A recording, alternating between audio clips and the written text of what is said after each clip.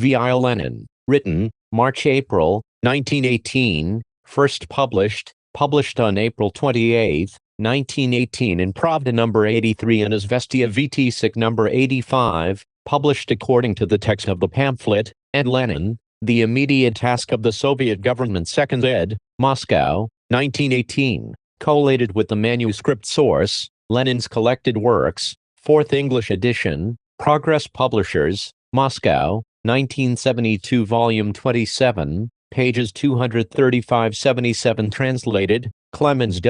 Edited by Robert Daglish. Transcription HTML markup, David Walters and Robert Simbalit. Public domain, Lenin Internet Archive. You may freely copy, distribute, display and perform this work, as well as make derivative and commercial works. Please credit Marxist Internet Archive as your source. This Progress Publishers translation, originally published in 1963, is preceded by another version published in 1919 by the Rand School of Social Sciences. This earlier version differs in content and is entitled The Soviets at Work. Mr. Roland Shepard has prepared a side-by-side version, available for download here, which compares the differences of the two translations. 1. The international position of the Soviet government and the fundamental tasks of the socialist revolution. 2. The general slogan of the moment. 3. The new phase of the struggle against the bourgeoisie. 4. The significance of the struggle for countrywide accounting and control.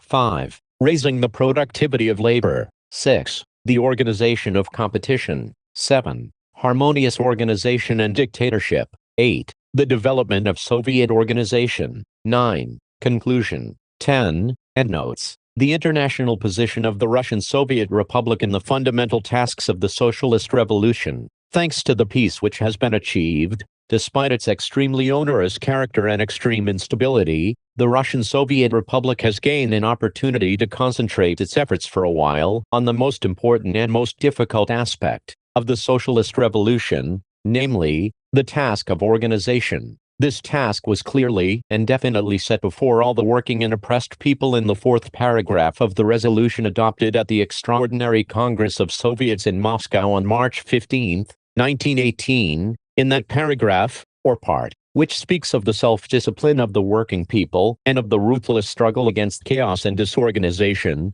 see also Resolution on Ratification of the Brest Treaty, editor. Of course, the peace achieved by the Russian Soviet Republic is unstable not because she is now thinking of resuming military operations, apart from bourgeois counter-revolutionaries and their henchmen, the Mensheviks and others. No sane politician thinks of doing that. The instability of the peace is due to the fact that in the imperialist states bordering on Russia to the west and the east, which command enormous military forces, the military party, tempted by Russia's momentary weakness and egged on by capitalists, who hate socialism and are eager for plunder, may gain the upper hand at any moment. Under these circumstances, the only real, not paper, guarantee of peace we have is the antagonism among the imperialist powers, which has reached extreme limits, and which is apparent on the one hand in the resumption of the imperialist butchery of the peoples in the West, and on the other hand in the extreme intensification of imperialist rivalry between Japan and America for supremacy in the Pacific and on the Pacific coast.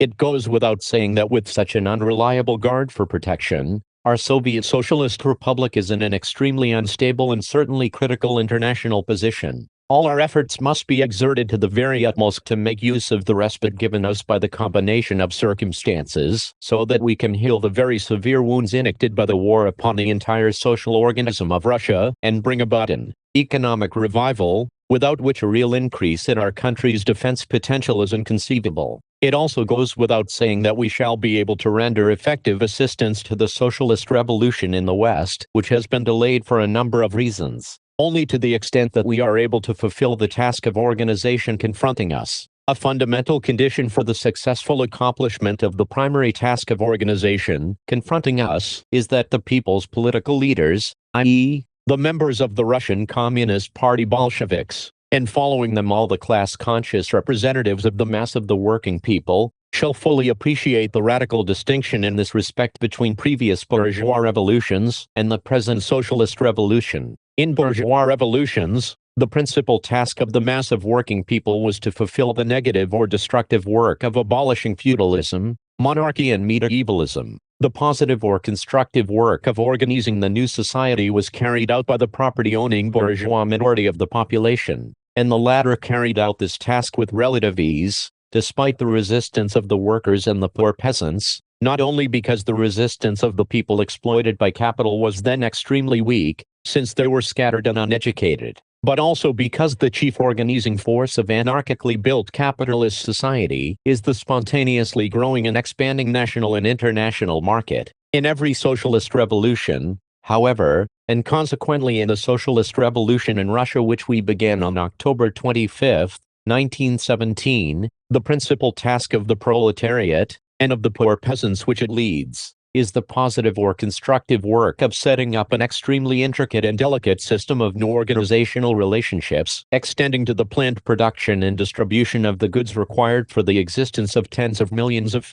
people. Such a revolution can be successfully carried out only if the majority of the population, and primarily the majority of the working people, engage in independent creative work as makers of history. Only if the proletariat and the poor peasants display sufficient class consciousness, devotion to principle, self-sacrifice and perseverance, will the victory of the socialist revolution be assured. By creating a new, Soviet type of state, which gives the working and oppressed people the chance to take an active part in the independent building up of a new society, we solved only a small part of this difficult problem. The principal difficulty lies in the economic sphere, namely, the introduction of the strictest and universal accounting and control of the production and distribution of goods, raising the productivity of labor and socializing production in practice. The development of the Bolshevik Party, which today is the governing party in Russia, very strikingly indicates the nature of the turning point in history we have now reached,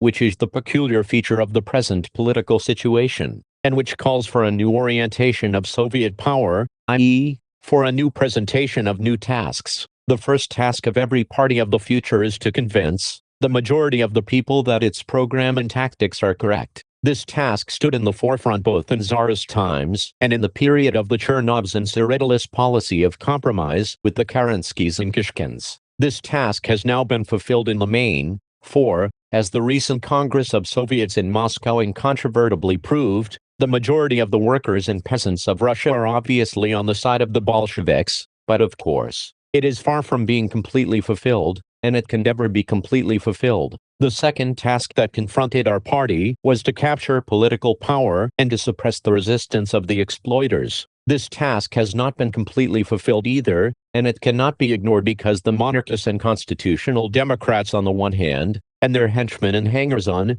the Mensheviks and right socialist revolutionaries, on the other, are continuing their efforts to unite for the purpose of overthrowing Soviet power. In the main, however, the task of suppressing the resistance of the exploiters was fulfilled in the period from October 25, 1917, to approximately February 1918, or to the surrender of Bergaevsky. A third task is now coming to the fore as the immediate task and one which constitutes the peculiar feature of the present situation, namely, the task of organizing administration of Russia. Of course, we advanced and tackled this task on the very day following October 25, 1917. Up to now, however, since the resistance of the exploiters still took the form of open civil war, up to now the task of administration could not become the main, the central task. Now it has become the main and central task. We, the Bolshevik Party, have convinced Russia. We have won Russia from the rich for the poor,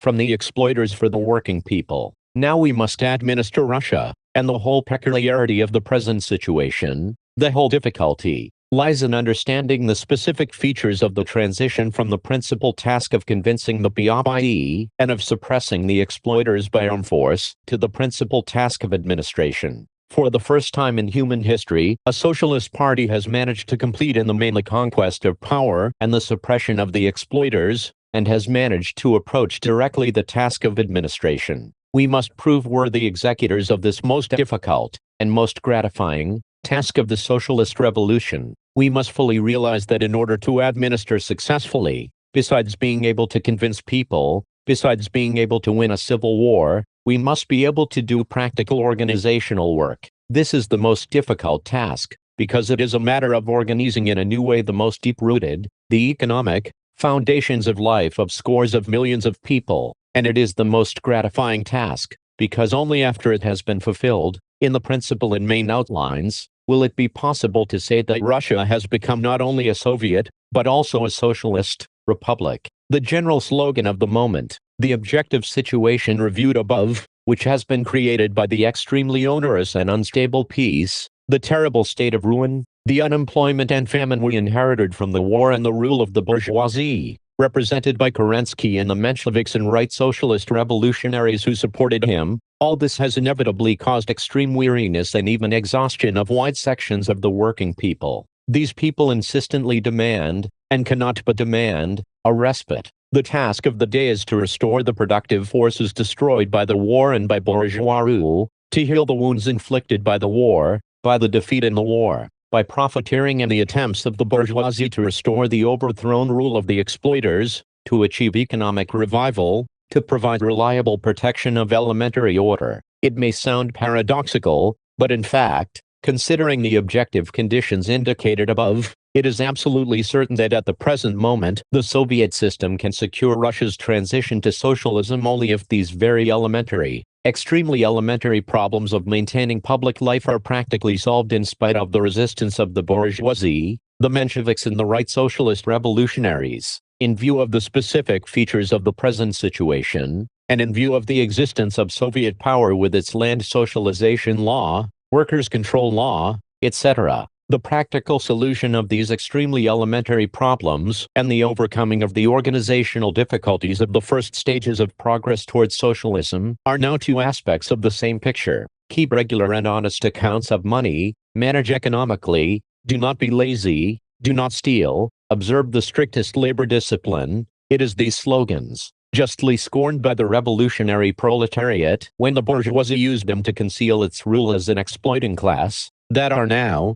since the overthrow of the bourgeoisie, becoming the immediate and the principal slogans of the moment. On the one hand, the practical application of these slogans by the mass of working people is the sole condition for the salvation of a country which has been tortured almost to death by the imperialist war and by the imperialist robbers, headed by Kerensky. On the other hand, the practical application of these slogans by the Soviet state, by its methods, on the basis of its laws, is a necessary and sufficient condition for the final victory of socialism. This is precisely what those who contemptuously brush aside the idea of putting such hackneyed and trivial slogans in the forefront fail to understand. In a small peasant country, which overthrew Tsarism only a year ago, and which liberated itself from the Kerenskys less than 6 months ago, there has naturally remained not a little of spontaneous anarchy, intensified by the brutality and savagery that accompany every protracted and reactionary war, and there has arisen a good deal of despair and aimless bitterness.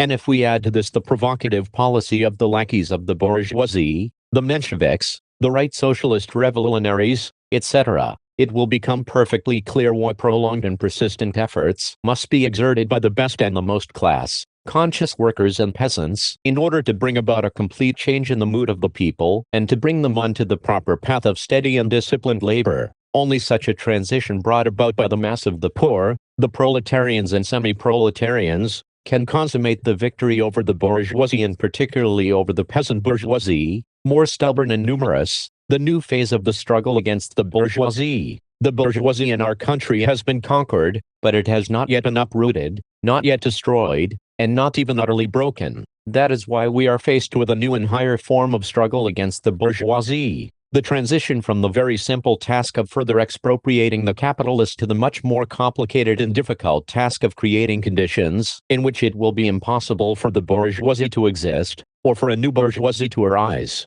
Clearly this task is immeasurably more significant than the previous one, and until it is fulfilled there will be no socialism. If we measure our revolution by the scale of West European revolutions, we shall find that at the present moment, we are approximately at the level reached in 1793 and 1871. We can be legitimately proud of having risen to this level, and of having certainly, in one respect, advanced somewhat further, namely, we have decreed and introduced throughout Russia the highest type of state, Soviet power. Under no circumstances, however, can we rest content with what we have achieved, because we have only just started the transition to socialism. We have not yet done the decisive thing in this respect. The decisive thing is the organization of the strictest and countrywide accounting and control of production and distribution of goods. And yet, we have not yet introduced accounting and control in those enterprises and in those branches and fields of economy which we have taken away from the bourgeoisie. And without this, there can be no thought of achieving the second and equally essential material condition for introducing socialism, namely, raising the productivity of labor on a national scale. That is why the present task could not be defined by the simple formula, continue the offensive against capital, although we have certainly not finished off capital, and although it is certainly necessary to continue the offensive against this enemy of the working people. Such a formula would be inexact, would not be concrete, would not take into account the peculiarity of the present situation in which, in order to go on advancing successfully in the future, we must suspend our offensive now. This can be explained by comparing our position in the war against capital with the position of a victorious army that has captured, say, a half or two-thirds of the enemy's territory and is compelled to halt in order to muster its forces, to replenish its supplies of munitions, repair and reinforce the lines of communication, build new storehouses, bring up new reserves, etc. To suspend the offensive of a victorious army under such conditions is necessary precisely in order to gain the rest of the enemy's territory, i.e., in order to achieve complete victory. Those who have failed to understand that the objective state of affairs at the present moment dictates to us precisely such a suspension of the offensive against capital have failed to understand anything at all about the present political situation. It goes without saying that we can speak about the suspension of the offensive against capital only in quotation marks, i.e., only metaphorically. In ordinary war, a general order can be issued to stop the offensive, the advance can actually be stopped. In the war against capital, however, the advance cannot be stopped, and there can be no thought of our abandoning the further expropriation of capital. What we are discussing is the shifting of the center of gravity of our economic and political work. Up to now, measures for the direct expropriation of the expropriators were in the forefront. Now the organization of accounting and control in those enterprises in which the capitalists have already been expropriated, and in all other enterprises, advances to the forefront. If we decided to continue to expropriate capital at the same rate at which we have been doing it up to now, we should certainly suffer defeat, because our work of organizing proletarian accounting and control has obviously to every thinking person, fallen behind the work of directly expropriating the expropriators. If we now concentrate all our efforts on the organization of accounting and control, we shall be able to solve this problem, we shall be able to make up for lost time. We shall completely win our campaign against capital, but is not the admission that we must make up for lost time tantamount to admission of some kind of an error? Not in the least. Take another military example. If it is possible to defeat and push back the enemy merely with detachments of light cavalry, it should be done. But if this can be done successfully only up to a certain point, then it is quite conceivable that when this point has been reached, it will be necessary to bring up heavy artillery. By admitting that it is now necessary to make up for lost time in bringing up heavy artillery, we do not admit that the successful cavalry attack was a mistake. Frequently, the lackeys of the bourgeoisie reproached us for having launched a Red Guard attack on capital. The reproach is absurd and is worthy only of the lackeys of the money bags, because at one time the Red Guard attack on capital was absolutely dictated by circumstances. Firstly, at the time capital put up military resistance through the medium of Kerensky and Krasnov, Savinkov and Gotz. Zhezhkory is putting up such resistance even now, Dudov and Bagaevsky. Military resistance cannot be broken except by military means, and the Red Guards fought in the noble and supreme historical cause of liberating the working and exploited people from the yoke of the exploiters. Secondly, we could not at the time put methods of administration in the forefront in place of methods of suppression, because the art of administration is not innate, but is acquired by experience. At that time we lacked this experience, now we have it. Thirdly, at that time, we could not have specialists in the various fields of knowledge and technology at our disposal, because those specialists were either fighting in the ranks of the Bagaevskys,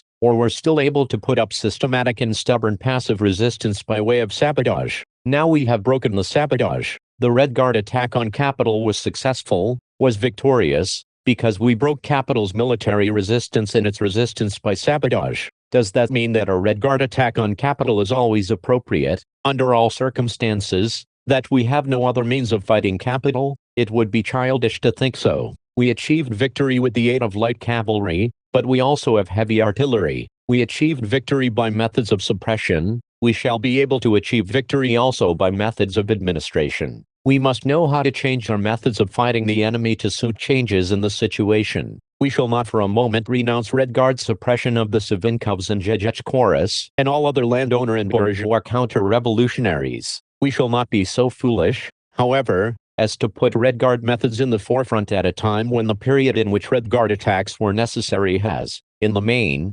drawn to a close, and to a victorious close, and when the period of utilizing bourgeois specialists by the proletarian state power for the purpose of replowing the soil in order to prevent the growth of any bourgeoisie whatever is knocking at the door. This is a peculiar epoch, or rather stage of development, and in order to defeat capital completely, we must be able to adapt the forms of our struggle to the peculiar conditions of this stage. Without the guidance of experts in the various fields of knowledge, technology and experience, the transition to socialism will be impossible, because socialism calls for a conscious mass advance to greater productivity of labor compared with capitalism, and on the basis achieved by capitalism. Socialism must achieve this advance in its own way, by its own methods, or, to put it more concretely, by Soviet methods, and the specialists, because of the whole social environment which made them specialists, are, in the main, inevitably bourgeois. Had our proletariat, after capturing power, quickly solved the problem of accounting,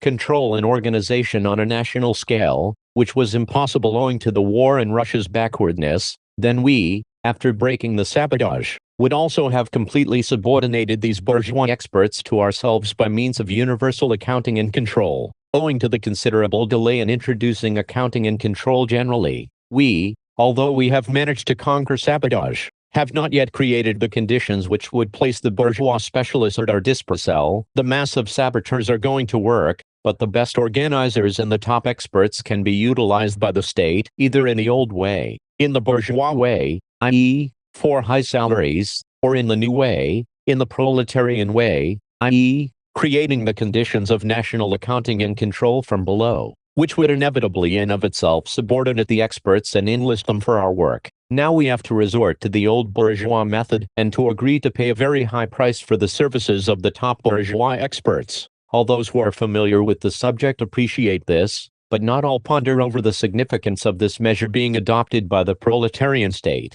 Clearly, this measure is a compromise, a departure from the principles of the Paris Commune and of every proletarian power, which call for the reduction of all salaries to the level of the wages of the average worker, which urge that careerism be fought not merely in words, but in deeds. Moreover, it is clear that this measure not only implies the cessation, in a certain field and to a certain degree, of the offensive against capital, for capital is not a sum of money, but a definite social relation. It is also a step backward on the part of our socialist Soviet state power, which from the very outset proclaimed and pursued the policy of reducing high salaries to the level of the wages of the average worker. Of course, the lackeys of the bourgeoisie, particularly the small fry, such as the Mensheviks, the Novizhist people and the right socialist revolutionaries, will giggle over our confession that we are taking a step backward, but we need not mind their giggling. We must study the specific features of the extremely difficult and new path to socialism without concealing our mistakes and weaknesses,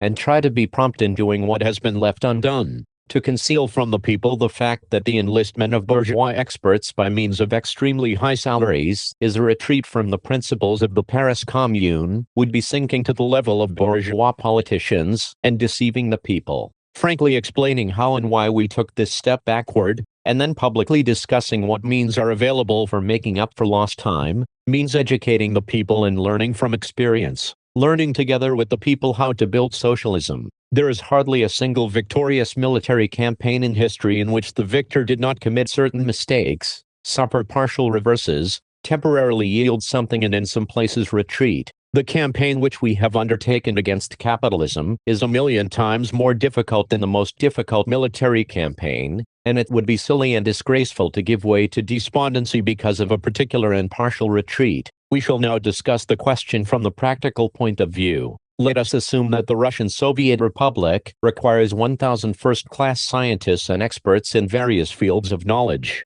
technology and practical experience to direct the labor of the people towards securing the speediest possible economic revival. Let us assume also that we shall have to pay these stars of the first magnitude. Of course, the majority of those who shout loudest about the corruption of the workers are themselves utterly corrupted by bourgeois morals. 25,000 rubles per annum each. Let us assume that this sum, 25 million rubles, will have to be doubled, assuming that we have to pay bonuses for particularly successful and rapid fulfillment of the most important organizational and technical tasks, or even quadrupled, assuming that we have to enlist several hundred foreign specialists, who are more demanding. The question is, with the annual expenditure of 50 or 100 million rubles by the Soviet Republic, for the purpose of reorganizing the labor of the people on modern scientific and technological lines, be excessive or too heavy? Of course not. The overwhelming majority of the class-conscious workers and peasants will approve of this expenditure, because they know from practical experience that our backwardness causes us to lose thousands of millions,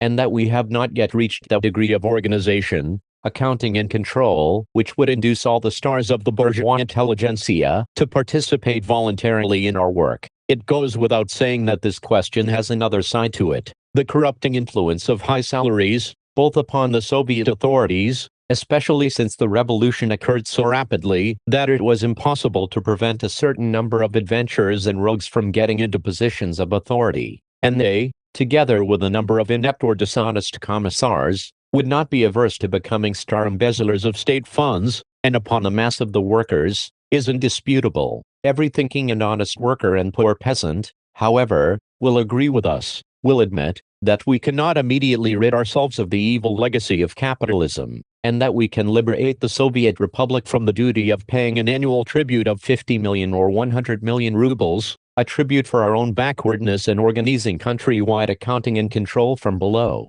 Only by organizing ourselves, by tightening up discipline in our own ranks, by purging our ranks of all those who are preserving the legacy of capitalism, who follow the traditions of capitalism, i.e., of idlers, parasites and embezzlers of statifans. Now all the land, all the factories and all the railways are the state funds of the Soviet Republic. If the class-conscious advanced workers and poor peasants manage with the aid of the Soviet institutions to organize, become disciplined, pull themselves together, create powerful labor discipline in the course of 1 year, then in a year's time we shall throw off this tribute, which can be reduced even before that, in exact proportion to the successes we achieve in our workers' and peasants' labor discipline and organization. The sooner we ourselves, workers and peasants, learn the best labor discipline and the most modern technique of labor, using the bourgeois experts to teach us, the sooner we shall liberate ourselves from any tribute to these specialists. Our work of organizing country-wide accounting and control of production and distribution under the supervision of the proletariat has lagged very much behind our work of directly expropriating the expropriators. This proposition is of fundamental importance for understanding the specific features of the present situation and the tasks of the Soviet government that follow from it. The center of gravity of our struggle against the bourgeoisie is shifting to the organization of such accounting and control. Only with this as our starting point will it be possible to determine correctly the immediate tasks of economic and financial policy in the sphere of nationalization of the banks, monopolization of foreign trade, the state control of money circulation, the introduction of a property and income tax satisfactory from the proletarian point of view, and the introduction of compulsory labor service. We have been lagging very far behind in introducing socialist reforms in these spheres, very important spheres, and this is because accounting and control are insufficiently organized in general. It goes without saying that this is one of the most difficult tasks, and in view of the ruin caused by the war, it can be fulfilled only over a long period of time.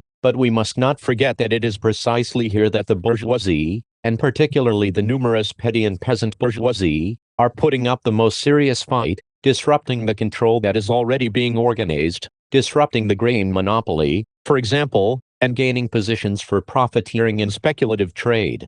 We have far from adequately carried out the things we have decreed, and the principal task of the moment is to concentrate all efforts on the business-like, practical realization of the principles of the reforms which have already become law, but not yet reality. In order to proceed with the nationalization of the banks, and to go on steadfastly towards transforming the banks into nodal points of public accounting under socialism, we must first of all, and above all, achieve real success in increasing the number of branches of the People's Bank, in attracting deposits, in simplifying the paying in and withdrawal of deposits by the public, in abolishing queues, in catching and shooting bribe takers and rogues, etc. At first we must really carry out the simplest things, properly organize what is available, and then prepare for the more intricate things. Consolidate and improve the state monopolies, in grain, leather, etc. which have already been introduced, and by doing so prepare for the state monopoly of foreign trade.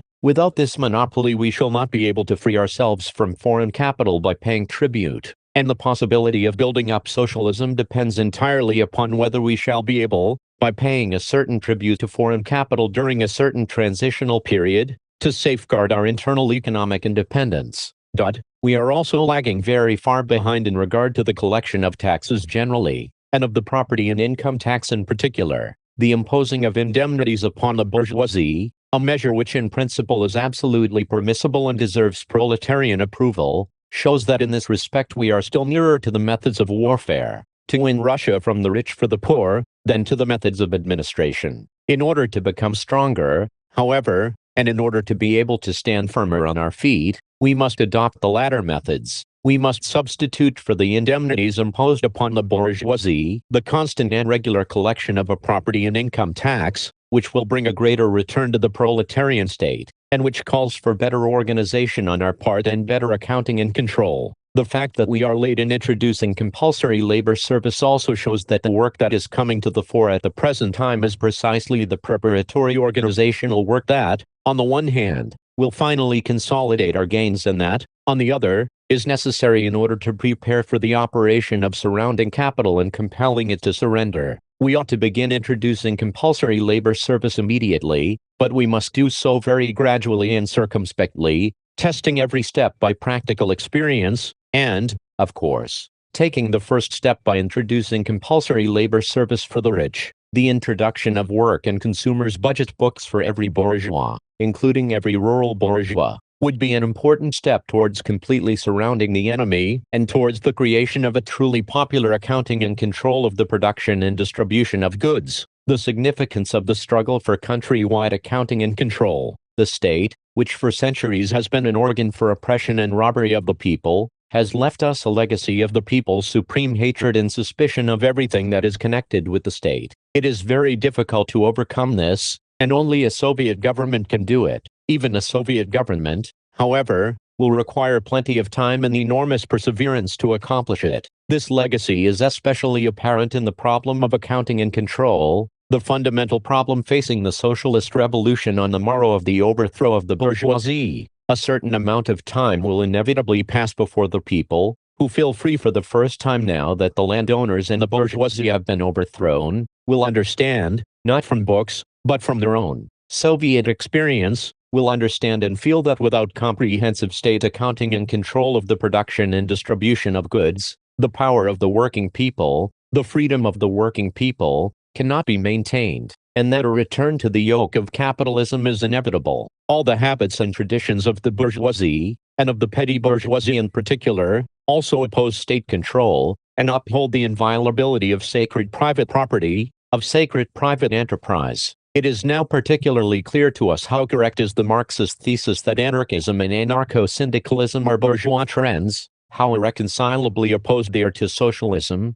proletarian dictatorship and communism. The fight to instill into the people's minds the idea of Soviet state control and accounting, and to carry out this idea in practice, the fight to break with the rotten past, which taught the people to regard the procurement of bread and clothes as a private affair, and buying and selling as a transaction which concerns only myself, is a great fight of world historic significance, a fight between socialist consciousness and bourgeois anarchist spontaneity. We have introduced workers' control as a law, but this law is only just beginning to operate and is only just beginning to penetrate the minds of broad sections of the proletariat. In our agitation, we do not sufficiently explain that lack of accounting and control in the production and distribution of goods means the death of the rudiments of socialism, means the embezzlement of state funds. For all property belongs to the state, and the state is the Soviet state, in which power belongs to the majority of the working people. we do not sufficiently explain that carelessness in accounting and control is downright aiding and abetting the German and the Russian Kornilovs,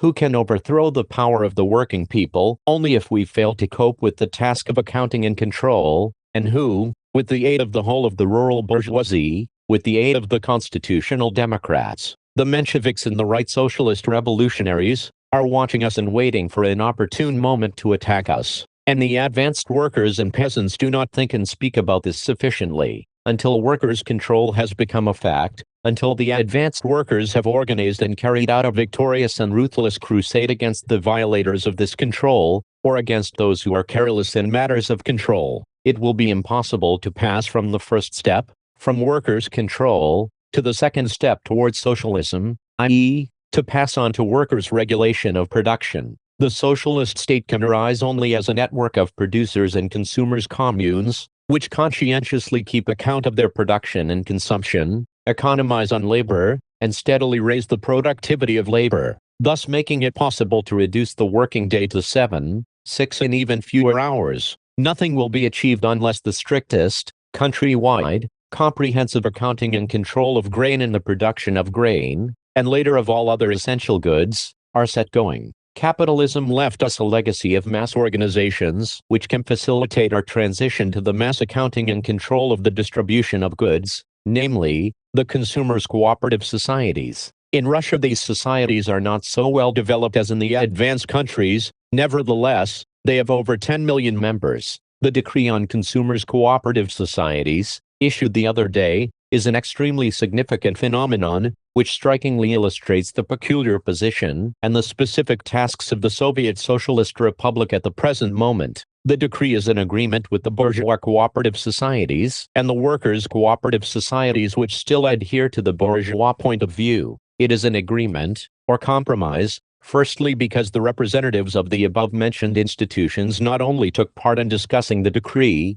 but actually had a decisive say in the matter. For the parts of the decree which were strongly opposed by these institutions were dropped. Secondly, the essence of the compromise is that the Soviet government has abandoned the principle of admission of new members to cooperative societies without entrance fees, which is the only consistently proletarian principle. It has also abandoned the idea of uniting the whole population of a given locality in a single cooperative society. Contrary to this principle, which is the only socialist principle in which corresponds to the task of abolishing classes, the working class cooperative societies, which in this case call themselves class societies only because they subordinate themselves to the class interests of the bourgeoisie, were given the right to continue to exist. Finally, the Soviet government's proposal to expel the bourgeoisie entirely from the boards of the cooperative societies was also considerably modified, and only owners of private capitalist trading and industrial enterprises were forbidden to serve on the boards.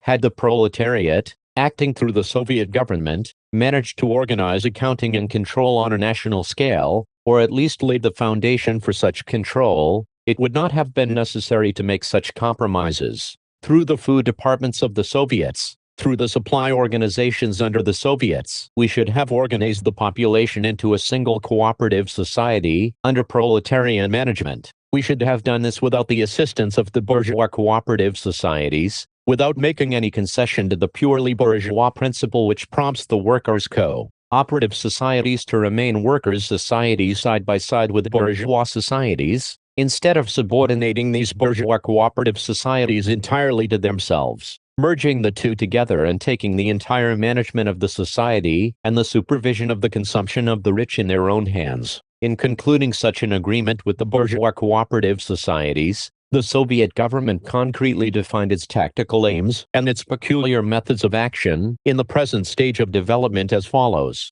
by directing the bourgeois elements, utilizing them, making certain partial concessions to them, we create the conditions for further progress that will be slower than we at first anticipated, but sure. With the base and lines of communication better secured, and with the positions which have been won better consolidated, the Soviets can, and should, now gauge their successes in the field of socialist construction, among other things, by extremely clear, simple and practical standards, namely, in how many communities, communes or villages, or blocks of houses, etc., cooperative societies have been organized, and to what extent their development has reached the point of embracing the whole population, raising the productivity of labor. In every socialist revolution, after the proletariat has solved the problem of capturing power, and to the extent that the task of expropriating the expropriators and suppressing their resistance has been carried out in the main, there necessarily comes to the forefront the fundamental task of creating a social system superior to capitalism, namely,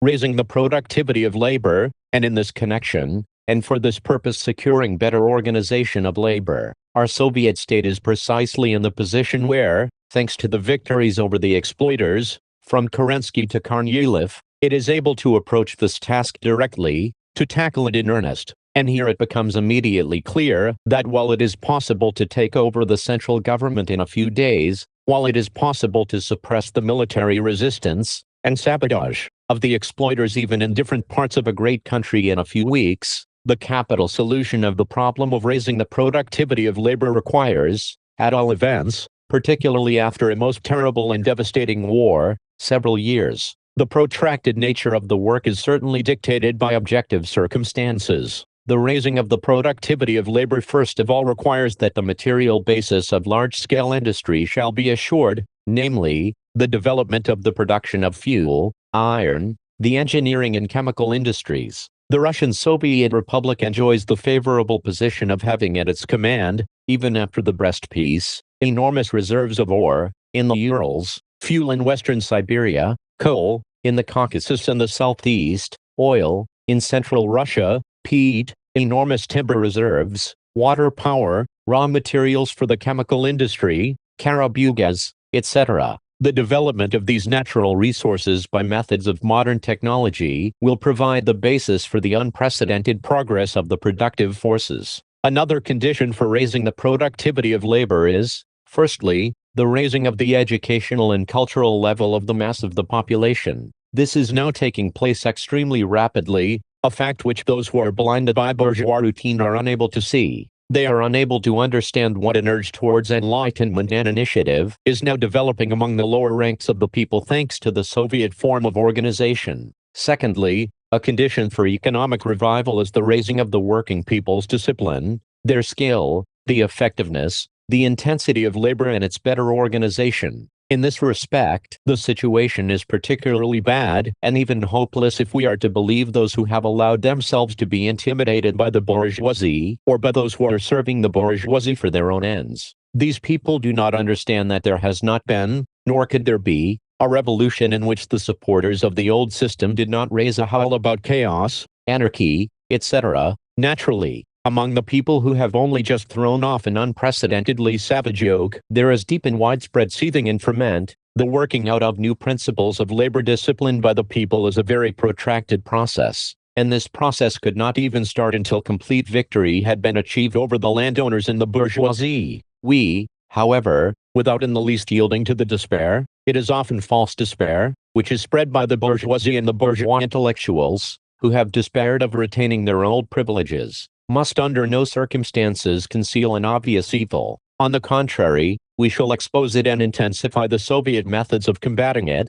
because the victory of socialism is inconceivable without the victory of proletarian conscious discipline over spontaneous petty bourgeois anarchy. This real guarantee of a possible restoration of Kerenskyism and Kornilovism, the more class-conscious vanguard of the Russian proletariat, has already set itself the task of raising labor discipline. For example, both the Central Committee of the Metal Workers Union and the Central Council of Trade Unions have begun to draft the necessary measures and decrees. This work must be supported and pushed ahead with all speed. We must raise the question of piecework and apply and test it in practice. We must raise the question of applying much of what is scientific and progressive in the Taylor system. We must make wages correspond to the total amount of goods turned out, or to the amount of work done by the railways, the water transport system, etc., etc.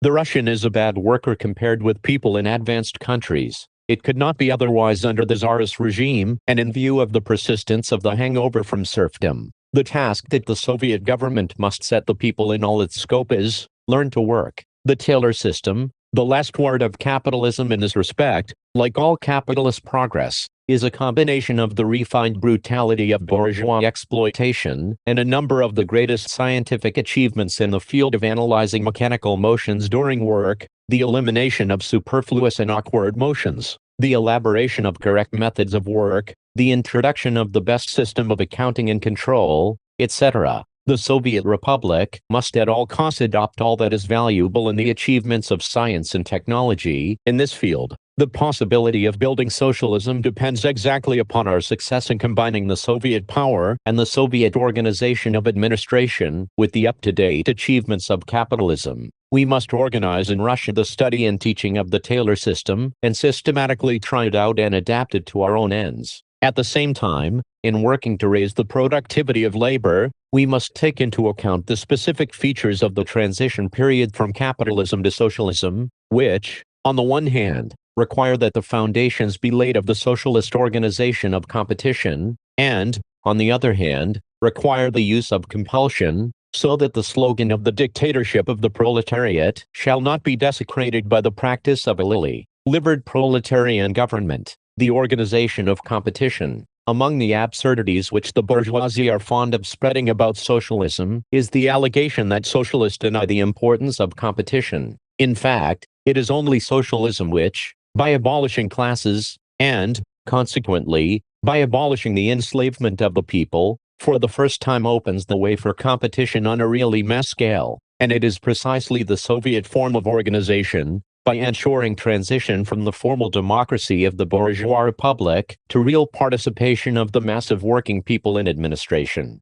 that for the first time puts competition on a broad basis. It is much easier to organize this in the political field than in the economic field, but for the success of socialism, it is the economic field that matters. Take, for example, a means of organizing competition such as publicity. The bourgeois republic ensures publicity only formally. In practice, it subordinates the press to capital, entertains the mob with sensationalist political trash, and conceals what takes place in the workshops, in commercial transactions, contracts, etc., behind a veil of trade secrets, which protect the sacred right of property. The Soviet government has abolished trade secrets, it has taken a new path, but we have done hardly anything to utilize publicity for the purpose of encouraging economic competition. While ruthlessly suppressing the thoroughly mendacious and insolently slanderous bourgeois press, we must set to work systematically to create a press that will not entertain and fool the people with political sensation and trivialities,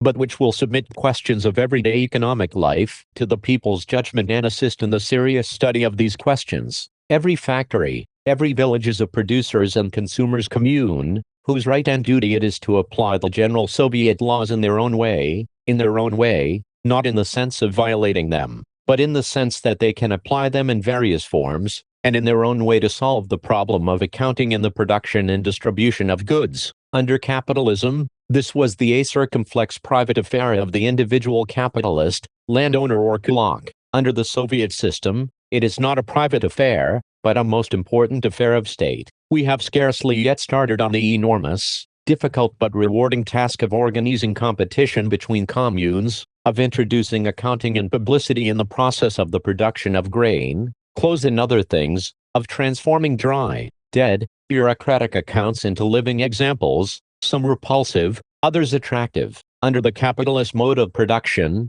the significance of individual example, say the example of a cooperative workshop, was inevitably very much restricted, and only those imbued with petty, bourgeois illusions could dream of correcting capitalism through the example of virtuous institutions. After political power has passed to the proletariat, after the expropriators have been expropriated, the situation radically changes, and these prominent socialists have repeatedly pointed out, force of example for the first time is able to influence the people. Model communes must and will serve as educators, teachers, helping to raise the backward communes. The press must serve as an instrument of socialist construction, give publicity to the successes achieved by the model communes in all their details, must study the causes of these successes, the methods of management these communes employed, and, on the other hand, must put on the black list those communes which persist in the traditions of capitalism, i.e., anarchy, laziness, disorder and profiteering.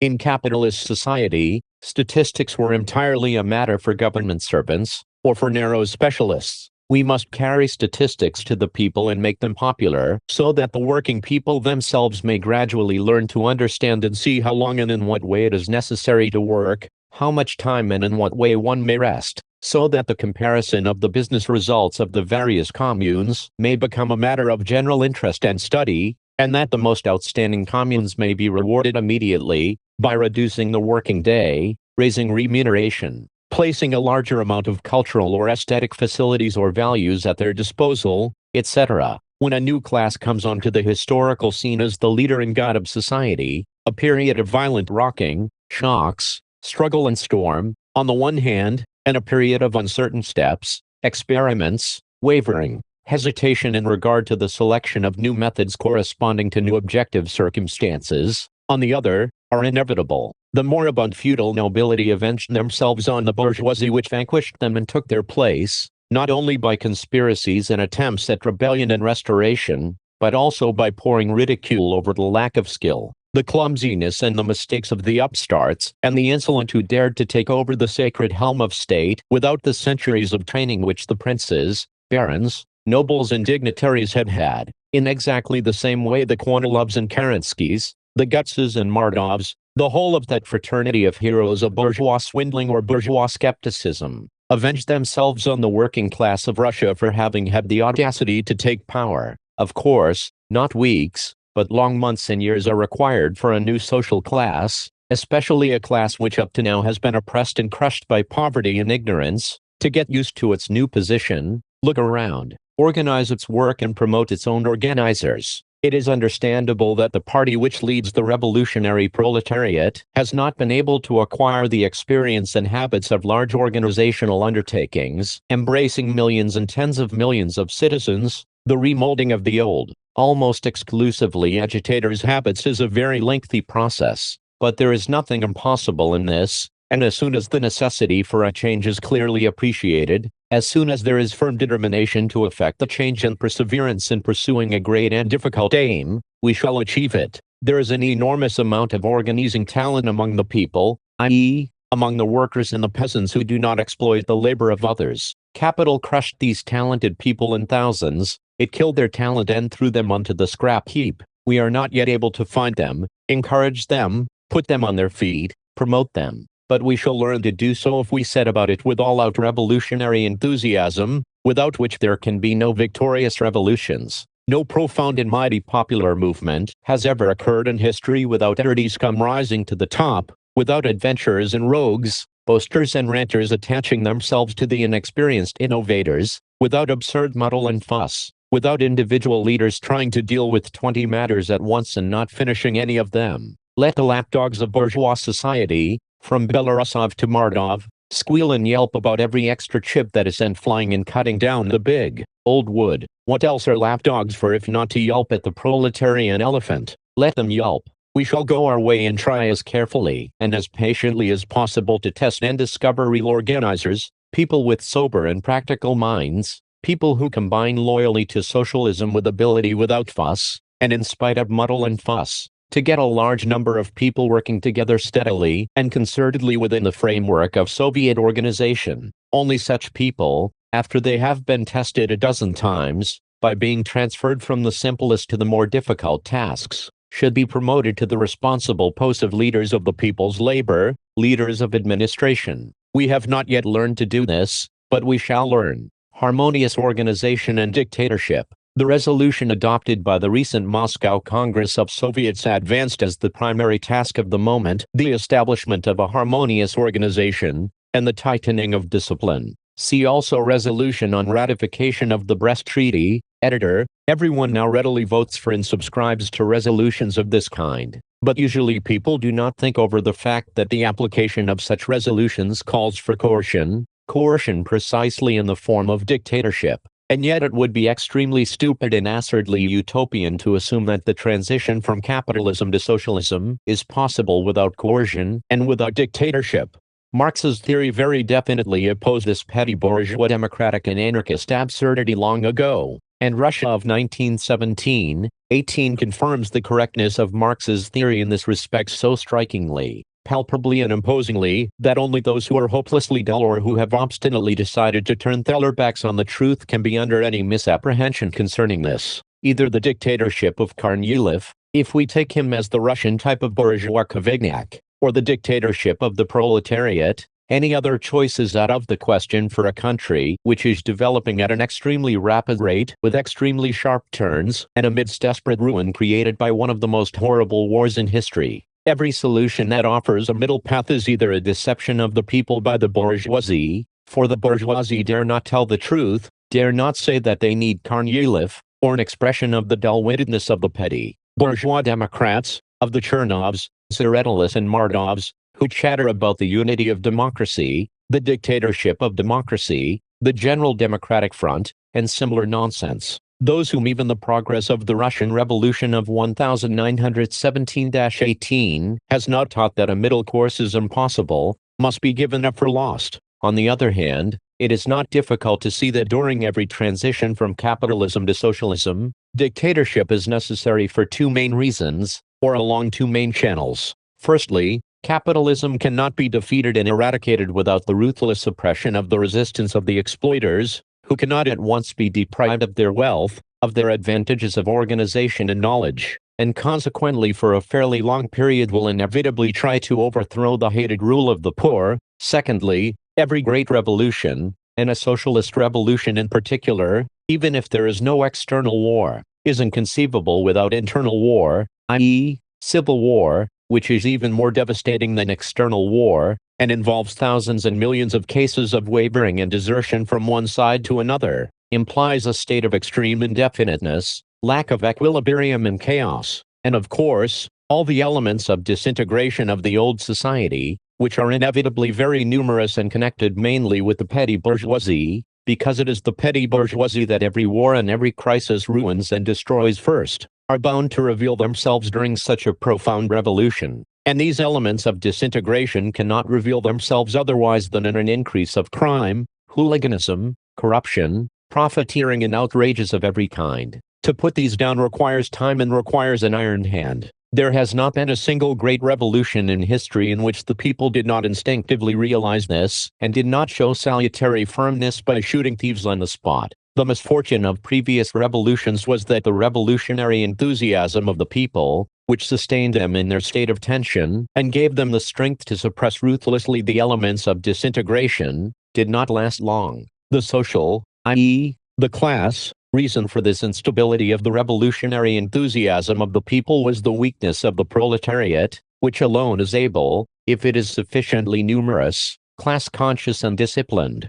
to win over to its side the majority of the working and exploited people, the majority of the poor, to speak more simply and popularly, and retain power sufficiently long to suppress completely all the exploiters as well as all the elements of disintegration. It was this historical experience of all revolutions, it was this world historic, economic and political, lesson that Marx summed up when he gave his short, sharp, concise and expressive formula, dictatorship of the proletariat, and the fact that the Russian Revolution has been correct in its approach to this world historic task has been proved by the victorious progress of the Soviet form of organization among all the peoples and tongues of Russia. For Soviet power is nothing but an organizational form of the dictatorship of the proletariat, the dictatorship of the advanced class, which raises to a new democracy and to independent participation in the administration of the state tens upon tens of millions of working and exploited peoples, who by their own experience learn to regard the disciplined and class-conscious vanguard of the proletariat as their most reliable leader. Dictatorship, however, is a big word, and big words should not be thrown about carelessly. Dictatorship is iron rule, government that is revolutionary bold, swift and ruthless in suppressing both exploiters and hooligans. But our government is excessively mild, very often it resembles jelly more than iron. We must not forget for a moment that the bourgeois and petty bourgeois element is fighting against the Soviet system in two ways. On the one hand, it is operating from without, by the methods of the Savikovs, Gotzes, Zhizhkors and Kornilovs, by conspiracies and rebellions, and by their filthy ideological reflection, the flood of lies and slander in the constitutional democratic, right socialist revolutionary and Menshevik press. On the other hand, this element operates from within and takes advantage of every manifestation of disintegration, of every weakness, in order to bribe, to increase in discipline, laxity and chaos. The nearer we approach the complete military suppression of the bourgeoisie, the more dangerous does the element of petty bourgeois anarchy become,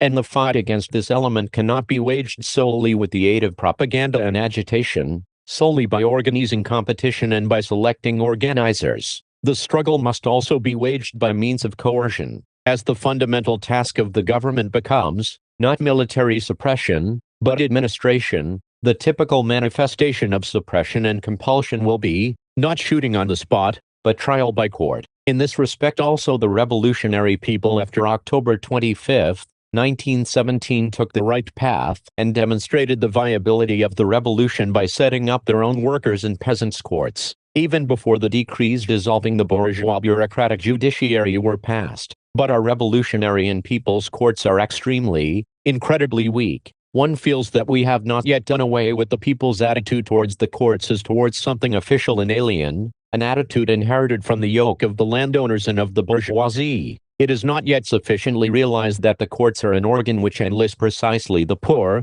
every one of them, in the work of state administration, for the work of the courts is one of the functions of state administration, that the courts are an organ of the power of the proletariat and of the poor peasants, that the courts are an instrument for inculcating discipline. There is not yet sufficient appreciation of the simple and obvious fact that if the principal misfortunes of Russia at the present time are hunger and unemployment, these misfortunes cannot be overcome by spurts, but only by comprehensive, all-embracing, countrywide organization and discipline in order to increase the output of bread for the people and bread for industry, fuel, to transport these in good time to the places where they are required, and to distribute them properly. And it is not fully appreciated that, consequently, it is those who violate labor discipline at any factory, in any undertaking, in any matter, who are responsible for the sufferings caused by the famine and unemployment, that we must know how to find the guilty ones, to bring them to trial and ruthlessly punish them. Where the petty bourgeois anarchy against which we must now wage a most persistent struggle makes itself felt is in the failure to appreciate the economic and political connection between famine and unemployment,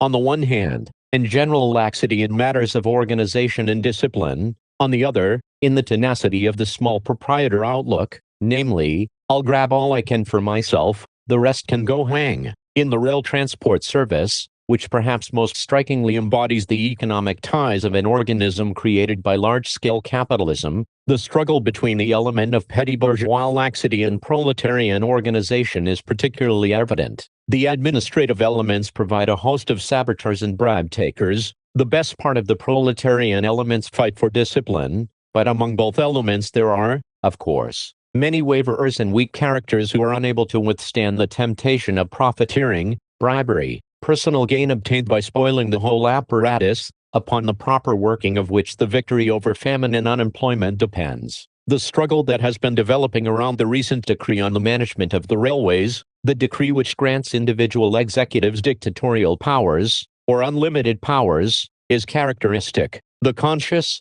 and to a large extent, probably, unconscious representatives of petty bourgeois laxity would like to see in this granting of unlimited, i.e., dictatorial, powers to individuals a departure from the collegiate principle, from democracy and from the principles of Soviet government. Here and there, among left socialist revolutionaries, a positively hooligan agitation, i.e., agitation appealing to the base instincts and to the small proprietor's urge to grab all he can, has been developed against the dictatorship decree. The question has become one of really enormous significance. Firstly, the question of principle, namely, is the appointment of individuals, dictators with unlimited powers, in general compatible with the fundamental principles of Soviet government? Secondly, what relation has this case, this precedent, if you will, to the special tasks of government in the present concrete situation? We must deal very thoroughly with both these questions. That in the history of revolutionary movements the dictatorship of individuals was very often the expression,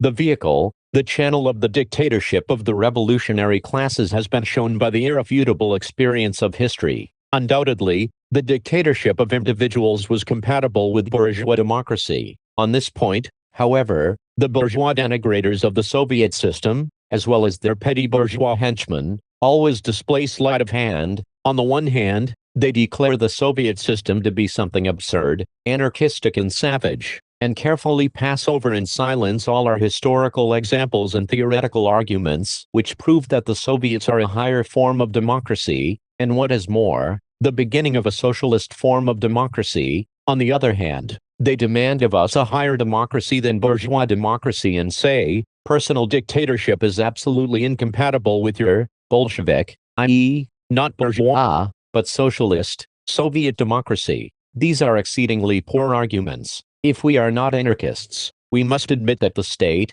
that is, coercion, is necessary for the transition from capitalism to socialism. The form of coercion is determined by the degree of development of the given revolutionary class, and also by special circumstances, such as, for example, the legacy of a long and reactionary war, and the forms of resistance put up by the bourgeoisie and the petty bourgeoisie. There is, therefore, absolutely no contradiction in principle between Soviet, that is, socialist democracy and the exercise of dictatorial powers by individuals. The difference between proletarian dictatorship and bourgeois dictatorship is that the former strikes at the exploiting minority in the interest of the exploited majority, and that it is exercised, also through individuals, not only by the working and exploited people, but also by organizations which are built in such a way as to rouse these people to history-making activity. The Soviet organizations are organizations of this kind. In regard to the second question, concerning the significance of individual dictatorial powers from the point of view of the specific tasks of the present moment, it must be said that large-scale machine industry, which is precisely the material source, the productive source, the foundation of socialism, calls for absolute and strict unity of will, which directs the joint labors of hundreds, thousands and tens of thousands of people. The technical, economic and historical necessity of this is obvious, and all those who have thought about socialism have always regarded it as one of the conditions of socialism. But how can strict unity of will be ensured? By thousands subordinating their will to the will of one given ideal class consciousness and discipline on the part of those participating in the common work. This subordination would be something like the mild leadership of a conductor of an orchestra. It may assume the sharp forms of a dictatorship if ideal discipline and class consciousness are lacking. But be that as it may, unquestioning subordination to a single will is absolutely necessary for the success of processes organized on the pattern of large-scale machine industry. On the railways it is twice and three times as necessary. In this transition from one political task to another, which on the surface is totally dissimilar to the first, lies the whole originality of the present situation. The revolution has only just smashed the oldest, strongest and heaviest of fetters, to which the people submitted under duress. That was yesterday. Today, however, the same revolution demands, precisely in the interest of its development and consolidation, precisely in the interest of socialism, that the people unquestioningly obey the single will of the leaders of labor. Of course, such a transition cannot be made at one step. Clearly, it can be achieved only as a result of tremendous jolts, shocks, reversions to old ways, the enormous exertion of effort on the part of the proletarian vanguard, which is leading the people to the new ways. Those who drop into the Philistine hysterics of Novaya Ziznorv Period, Dielo Naroda or do not stop to think about this. Take the psychology of the average, ordinary representative of the toiling and exploited masses, compare it with the objective, material conditions of his life in society. Before the October Revolution he did not see a single instance of the propertied, exploiting classes making any real sacrifice for him, giving up anything for his benefit. He did not see them giving him the land and liberty that had been repeatedly promised him, giving him peace, sacrificing great power interests and the interests of great power secret treaties, sacrificing capital and profits. He saw this only after October 25, 1917, when he took it himself by force, and had to defend by force what he had taken, against the Kerenskys, Gotzes, Zhezhechkoris, Dudovs and Kornilovs. Naturally, for a certain time, all his attention, all his thoughts, all his spiritual strength, were concentrated on taking a breath, on unbending his back, on straightening his shoulders, on taking the blessings of life that were there for the taking, and that had always been denied him by the now overthrown exploiters. Of course, a certain amount of time is required to enable the ordinary working man not only to see for himself, not only to become convinced, but also to feel that he cannot simply take, snatch, grab things, that this leads to increased disruption, to ruin, to the return of the Kornilovs, the corresponding change in the conditions of life, and consequently in the psychology, of the ordinary working man is only just beginning, and our whole task, the task of the Communist Party Bolsheviks, which is the class-conscious spokesman for the strivings of the exploited for emancipation, is to appreciate this change, to understand that it is necessary, to stand at the head of the exhausted people who are wearily seeking a way out and lead them along the true path, along the path of labor discipline, along the path of coordinating the task of arguing at mass meetings about the conditions of work with the task of unquestioningly obeying the will of the Soviet leader, of the dictator, during the work.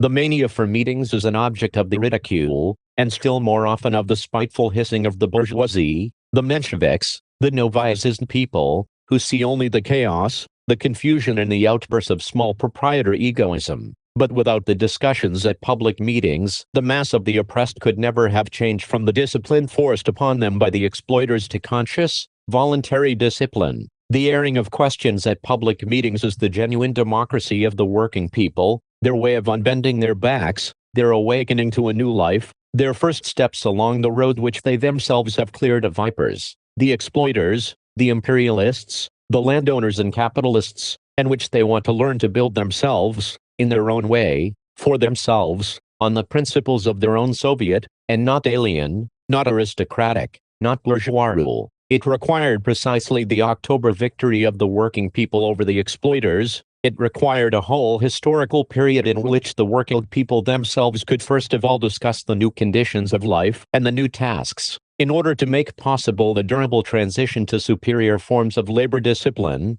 to the conscious appreciation of the necessity for the dictatorship of the proletariat, to unquestioning obedience to the orders of individual representatives of the Soviet government during the work. This transition has now begun. We have successfully fulfilled the first task of the revolution. We have seen how the mass of working people evolved in themselves the fundamental condition for its success. They united their efforts against the exploiters in order to overthrow them. Stages like that of October 1905, February and October 1917, are of world historic significance. We have successfully fulfilled the second task of the revolution, to awaken, to raise those very lower ranks of society whom the exploiters had pushed down, and who only after October 25, 1917 obtained complete freedom to overthrow the exploiters and to begin to take stock of things and arrange life in their own way. The airing of questions at public meetings by the most oppressed and downtrodden, by the least educated mass of working people, they're coming over to the side of the Bolsheviks. They're setting up everywhere of their own Soviet organizations. This was the second great stage of the revolution. The third stage is now beginning. We must consolidate what we ourselves have won, what we ourselves have decreed, made law, discussed, planned, consolidate all this in stable forms of everyday labor discipline. This is the most difficult, but the most gratifying task, because only its fulfillment will give us a socialist system. We must learn to combine the public meeting democracy of the working people, turbulent, surging, overflowing its banks like a spring flood, with iron discipline while at work, with unquestioning obedience to the will of a single person, the Soviet leader, while at work. We have not yet learned to do this. We shall learn it. Yesterday we were menaced by the restoration of bourgeois exploitation, personified by the Kornilovs, Gosses, Dudovs, Zhizhechkoris and Bagayevskis. We conquered them. This restoration, this very same restoration menaces us today in another form, in the form of the element of petty bourgeois laxity and anarchism,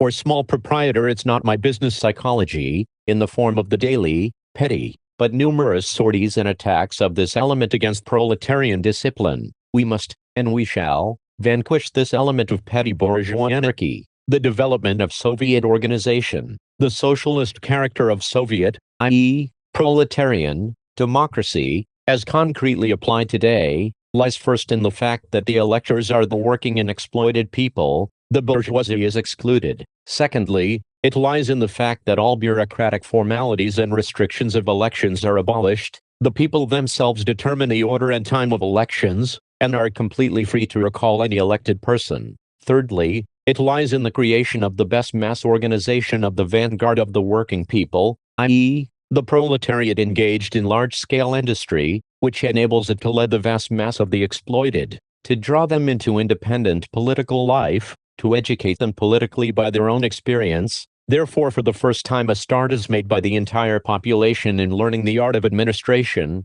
and in beginning to administer. These are the principal distinguishing features of the democracy now applied in Russia, which is a higher type of democracy, a break with the bourgeois distortion of democracy, transition to socialist democracy, and to the conditions in which the state can begin to wither away. It goes without saying that the element of petty bourgeois disorganization, which must inevitably be apparent to some extent in every proletarian revolution, and which is especially apparent in our revolution, owing to the petty bourgeois character of our country, its backwardness, and the consequences of a reactionary war, cannot but leave its impress upon the Soviets as well.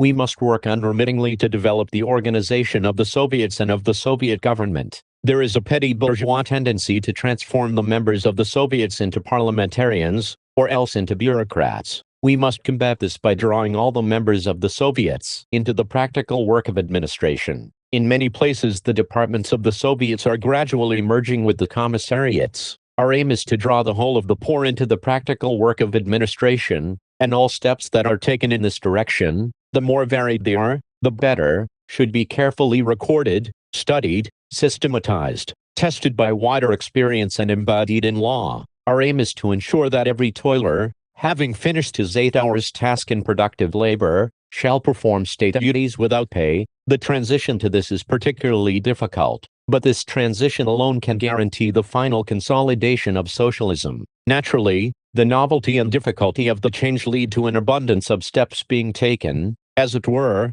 gropingly, to an abundance of mistakes, vacillation. Without this, any marked progress is impossible. The reason why the present position seems peculiar to many of those who would like to be regarded as socialists is that they have been accustomed to contrasting capitalism with socialism abstractly, and that they profoundly put between the two the word leap. Some of them, recalling fragments of what they have read of Engels's writings, still more profoundly add the phrase leap from the realm of necessity into the realm of freedom. The majority of these so-called socialists, who have read in books about socialism but who have never seriously thought over the matter, are unable to consider that by leap the teachers of socialism meant turning points on a world historical scale, and that leaps of this kind extend over decades and even longer periods. Naturally, in such times, the notorious intelligentsia provides an infinite number of mourners of the dead. Some mourn over the Constituent Assembly, others mourn over bourgeois discipline, others again mourn over the capitalist system,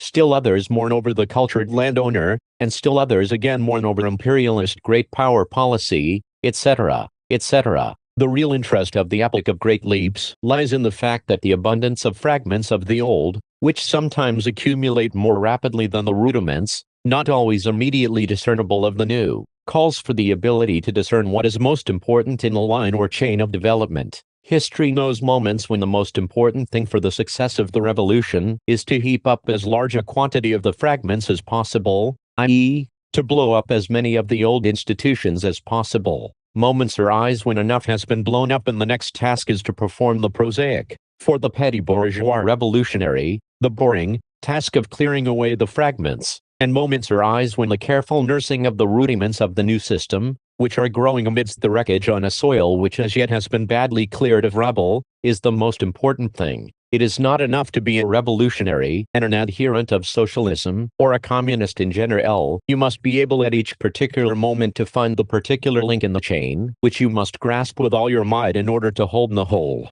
chain and to prepare firmly for the transition to the next link. The order of the links, their form, the manner in which they are linked together, the way they differ from each other in the historical chain of events, are not as simple and not as meaningless as those in an ordinary chain made by a smith. The fight against the bureaucratic distortion of the Soviet form of organization is assured by the firmness of the connection between the Soviets and the people, meaning by that the working and exploited people, and by the flexibility and elasticity of this connection. Even in the most democratic capitalist republics in the world, the poor never regard the bourgeois parliament as their institution, but the Soviets are theirs and not alien institutions to the mass of workers and peasants. The modern social democrats of the Shetaman or, what is almost the same thing, of the Mordov type are repelled by the Soviets, and they are drawn towards the respectable bourgeois parliament, or to the Constituent Assembly, in the same way as Turgenev, 60 years ago, was drawn towards a moderate monarchist and nobleman's constitution, and was repelled by the peasant democracy of Dobrolyubov and Chernyshevsky.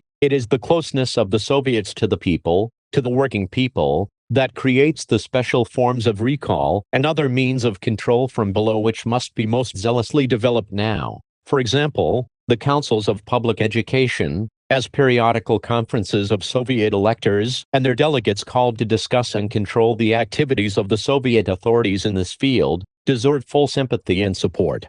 Nothing could be sillier than to transform the Soviets into something congealed and self-contained. The more resolutely we now have to stand for a ruthlessly firm government, for the dictatorship of individuals, indefinite processes of work, indefinite aspects of purely executive functions, the more varied must be the forms and methods of control from below in order to counteract every shadow of a possibility of distorting the principles of Soviet government, in order repeatedly and tirelessly to weed out bureaucracy. Conclusion. An extraordinarily difficult, complex and dangerous situation in international affairs, the necessity of maneuvering and retreating, a period of waiting for new outbreaks of the revolution, which is maturing in the West at a painfully slow pace. Within the country, a period of slow construction and ruthless tightening up, of prolonged and persistent struggle waged by stern, proletarian discipline against the menacing element of petty, bourgeois laxity and anarchy. These in brief are the distinguishing features of the special stage of the socialist revolution, in which we are now living. This is the link in the historical chain of events, which we must at present grasp with all our might in order to prove equal to the tasks that confront us before passing to the next link, to which we are drawn by a special brightness,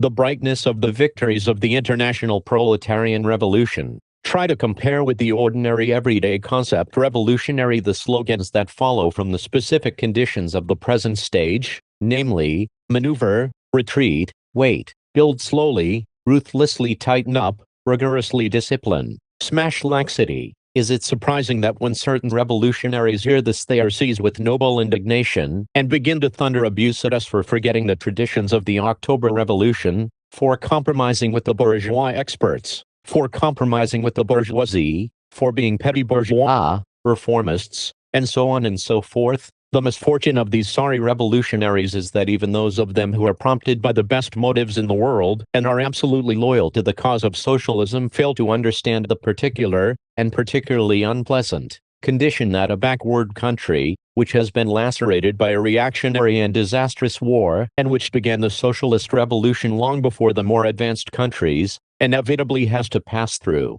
They lack stamina in the difficult moments of a difficult transition. Naturally, it is the left socialist revolutionaries who are acting as an official opposition of this kind against our party. Of course, there are and always will be individual exceptions from group and class types, but social types remain. In the land in which the small proprietor population greatly predominates over the purely proletarian population, the difference between the proletarian revolutionary and petty bourgeois revolutionary will inevitably make itself felt, and from time to time will make itself felt very sharply. The petty bourgeois revolutionary wavers and vacillates at every turn of events. He is an ardent revolutionary in March, 1917, and praises coalition in May, hates the Bolsheviks, or laments over their adventurism in July and apprehensively turns away from them at the end of October, supports them in December, and, finally, in March and April, 1918, such types, more often than not,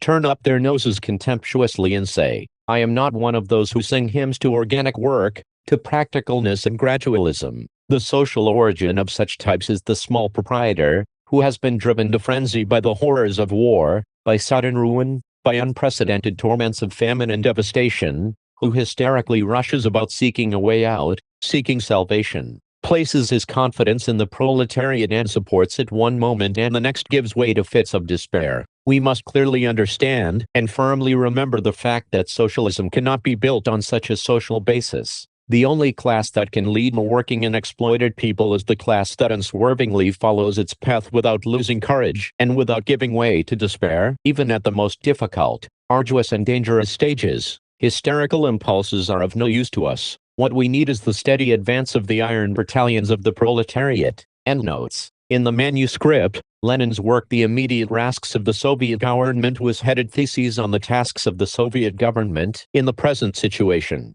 Lenin's theses were discussed at a meeting of the Party Central Committee on April 26, 1918. The Central Committee unanimously approved them and passed a decision to have them published as an article in Pravda and Izvestia, and also as a separate pamphlet. In 1918 the pamphlet went through more than 10 editions, in Moscow, Petrograd, Saratov, Kazan, Tambov and other cities of Russia. It was published in the same year in English in New York, and in French in Geneva. An abridged version in German, edited by F. Platten, appeared in Zurich under the title Im Tage nach der Revolution.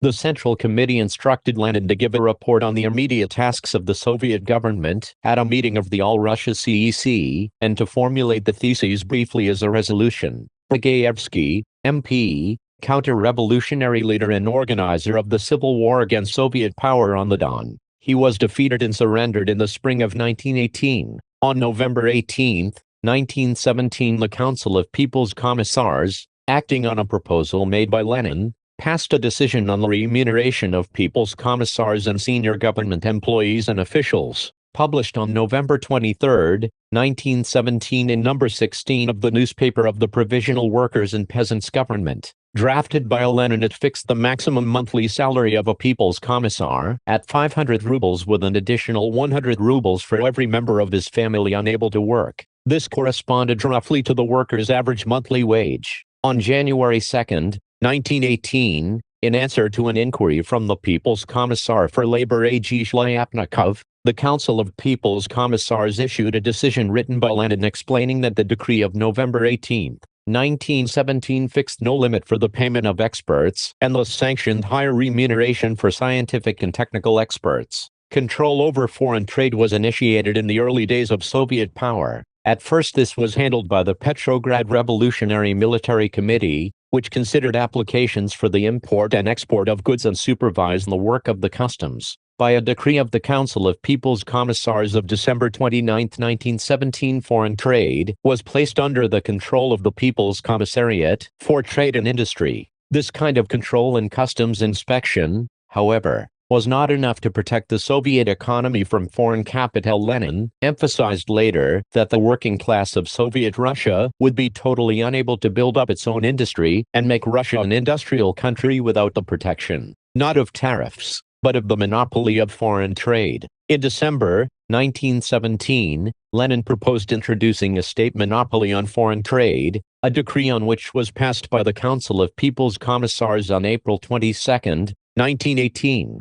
In the first months of Soviet power, indemnities and special taxes were one of the principal sources of revenue, particularly in the provinces. When Soviet power became more firmly established, the question arose of how to devise a regular system of taxation based primarily on a progressive income tax and a property tax, which would make it possible to place the main burden of taxation on the well-to-do sections of the population. At the first All-Russia Congress of Representatives of the Financial Departments of the Soviets, Lenin pointed out, "We have many plans in this sphere and have cleared the ground on which to build the foundation. But the actual foundation of that building has not yet been built. The time for this has now come." The Congress accepted Lenin's proposal on the need to introduce an income tax and property tax, and elected a special commission to draw up the requisite statute on the basis of Lenin's theses. On June 17, 1918, the Council of People's Commissars approved the decree on the amendment of the decree of November 24, 1917 on the levying of direct taxes, which laid down a strict system of income and property taxation. Decree on Consumers' Cooperative Societies was passed by the Council of People's Commissars on April 10, 1918, approved at a meeting of the All-Russia CEC on April 11, and published over Lenin's signature in Pravda No. 71 of April 13 and Izvestia VT No. 75 of April 16.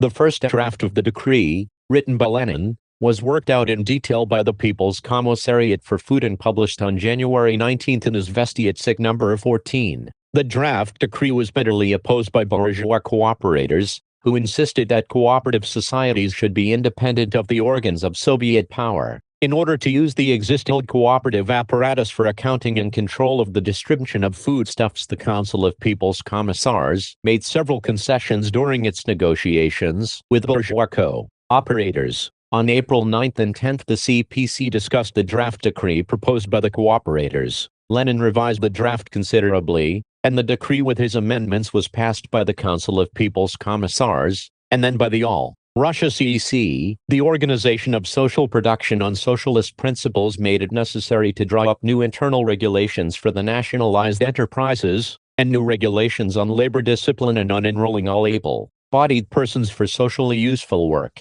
These questions acquired special importance in the period of the peaceful breathing space in the spring of 1918. The first regulations concerning labor discipline were worked out by the Soviet trade unions in conjunction with managerial bodies. They were discussed at a number of meetings of the Presidium of the Supreme Economic Council, with representatives of the central organs of the trade unions taking part. On March 27, the Presidium of the Supreme Economic Council, after a debate in which Lenin participated, passed a decision charging the All-Russia Central Council of Trade Unions with the task of drawing up a general statute on labor discipline. On April 1, with Lenin taking part, the Presidium examined the draft resolution on labor discipline drawn up by the ACCTU and proposed that it should be reworded as a decree, taking into account Lenin's remarks and suggestions. The reworded statute on labor discipline passed by the ACCTU on April 3 was published in the magazine Narodnoye Khozyastvo No. 2, for April 1918.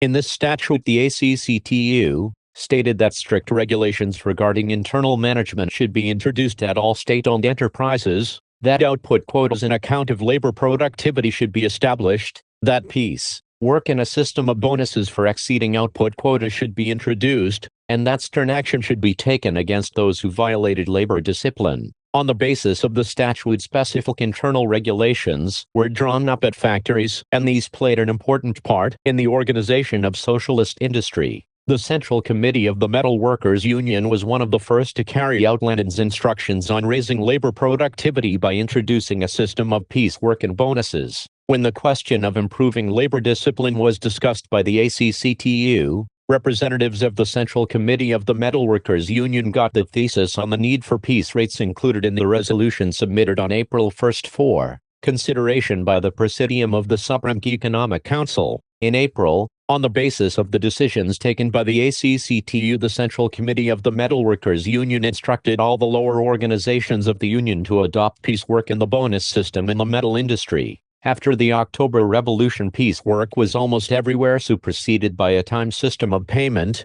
which had an adverse effect on labor productivity and labor discipline. The introduction of piecework, which came closest to the socialist principle of to each according to his work, began at the first nationalized enterprises. During the period of respite, piecework was widely adopted in industry. By July 1918, for instance, a quarter of the workers of Petrograd went over to piecework. The principle of payment according to the piece was finally endorsed by the publication in December 1918 of the Soviet Labor Code. This refers to the right protected by bourgeois law to keep secret all production, trade and financial operations, and also all the relevant documents at private capitalist enterprises. In his work, The Impending Catastrophe and How to Combat It, Lenin showed that commercial secrecy in the hands of the bourgeoisie was an instrument for concealing financial swindles and the fantastically high profits of big capital, and showed why commercial secrecy should be abolished. The resolution of the 6th Congress of the RSDLP,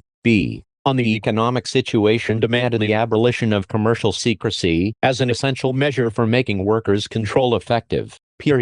After the October Revolution, commercial secrecy was abolished by the Statute on Workers' Control passed by the All-Russia CEC and the Council of People's Commissars on November 14, 1917. The references to the decree of the Council of People's Commissars on centralization of management, protection of roads and the improvement of their carrying capacity, having considered on March 18, 1918 the draft decree proposed by the People's Commissariat for Ways of Communication on non-interference by various institutions in the affairs of the Railway Department, the Council of People's Commissars instructed a special commission to revise the decree on the basis of the following theses put forward by Lenin: 1. Considerable centralization. 2. Appointment of responsible executives at every local center as elected by the railway organizations. 3. Unquestioning obedience to their orders. 4. Dictatorial rights to be given to the military detachments for maintaining order. 5.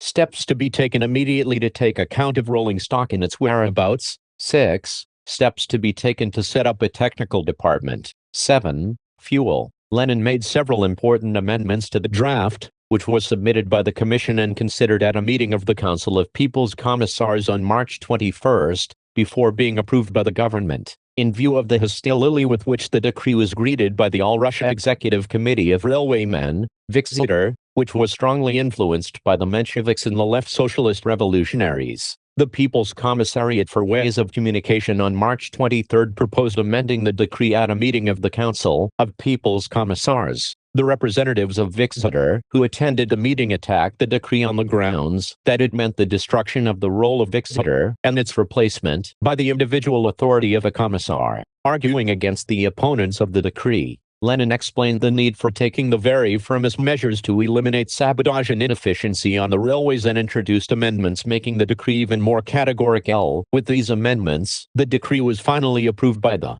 government on March 23 and published over Lenin's signature on March 26 in number 57 of Izvestia Vitisek. Period. Forward, a Menshevik daily newspaper, which began to appear in March 1917, in Moscow as the organ of the Moscow Organization of Mensheviks, and subsequently as the organ of the committees of the RSDLP, Mensheviks, of the Moscow Organization and the Central Region on April 2, 1918. The newspaper became the organ of the Menshevik Central Committee as well, and Elmardov, F.I. Dan and A.S. Martinov joined its editorial board. It was banned for its counter-revolutionary activities in February 1919, by a decision of the All-Russia CEC Nashvek, RH, one of the names of the newspaper REC, the central organ of the Counter-Revolutionary Party of the Constitutional Democrats. After it had been banned by a decision of the Petrograd Revolutionary Military Committee of October 26, 1917, the newspaper continued to appear until August 1918, under various names: